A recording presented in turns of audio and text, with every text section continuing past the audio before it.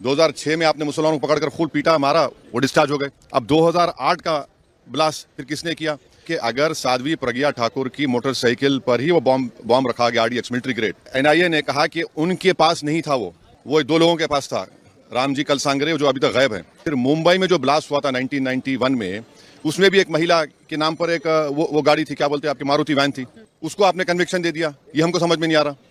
समझौता ब्लास्ट किसने किया नहीं मालूम, मक्का मस्जिद का ब्लास्ट किसने किया नहीं मालूम, मुंबई ट्रेन ब्लास्ट किसने किया नहीं मालूम, 2006 मालेगांव किसने किया नहीं मालूम, 2008 किसने किया नहीं मालूम। कौन है? अगर वाकई में जिन लोगों ने ये किया है वो तो खुले फिर रहे हैं। फिर आतंकवाद से मुकाबला करने का दोहरा रवैया नहीं हो सकता।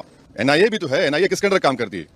NIA तो गवर्नमेंट ऑफ इंडिया के अंडर काम करती है। तो इसका मतलब आप हेमंत करके गाली दे रहे हैं? बोलिए खुल के आप लोग, जिसने अपनी जान इस देश के लिए दे दी, बोलिए हेमंत करके झूठा था। भाई 2006 का बॉम्ब ब्लास्ट मालेगांव का 2 हुए, 2006 2008। 2006 में आपने मुसलमानों को पकड़कर खूब पीटा मारा, वो डिस्चार्ज हो गए। किसने किया वो?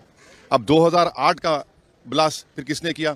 और तीसरा ये याद रखिए कि अगर साध्वी प्रज्ञा ठाकुर की मोटरसाइकिल पर ही वो बॉम्ब रखा गया, RDX मिलिट्री ग्रेड, और NIA ने कहा कि उनके पास नहीं था, वो दो लोगों के पास था, रामजी कलसांगरे जो अभी तक गायब है। तो फिर ये हमको समझ में नहीं आ रहा। फिर मुंबई में जो ब्लास्ट हुआ था 1991 में, उसमें भी एक महिला के नाम पर एक वो गाड़ी थी, क्या बोलते हैं आपकी, मारुति वैन थी, जिसको ना चलाने आता था, उसको आपने कन्विक्शन दे दिया। ये हमको समझ में नहीं आ रहा।